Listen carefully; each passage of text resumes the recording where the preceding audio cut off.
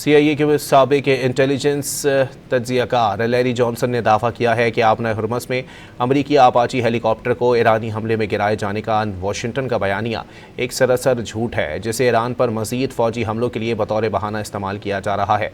रूसी media network को दिए गए एक इंटरव्यू में लैरी जॉनसन ने अमरीकी फ़ौजी और सियासी क़यादत के दावों पर सख्त सवालात उठाए।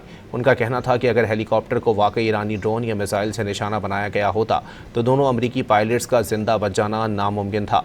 साबिक इंटेलिजेंस अफसर के मुताबिक सदर ट्रंप की इंतज़ामिया ईरान पर फ़िज़ाई हमलों की नई लहर का जवाब पैदा करने के लिए इस हादसे को जानबूझकर ईरानी जारहियत का रंग दे रही है। CIA के साबिक इंटेलिजेंस तज्जिया कार लैरी जॉनसन ने दावा किया है कि आपना हुर्मस में अमरीकी आपाची हेलीकॉप्टर को ईरानी हमले में गिराए जाने का वाशिंगटन का बयानिया एक सरासर झूठ है, जिसे ईरान पर मज़ीद फ़ौजी हमलों के लिए बतौर बहाना इस्तेमाल किया जा रहा है। रूसी मीडिया नेटवर्क को दिए गए एक इंटरव्यू में लैरी जॉनसन ने अमरीकी फ़ौजी और सियासी क़यादत के दावों पर सख्त सवालात उठाए।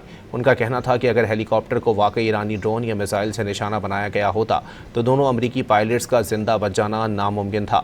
साबिक इंटेलिजेंस अफसर के मुताबिक सदर ट्रंप की इंतज़ामिया ईरान पर फ़िज़ाई हमलों की नई लहर का जवाब पैदा करने के लिए इस हादसे को जानबूझकर ईरानी जारहियत का रंग दे रही है।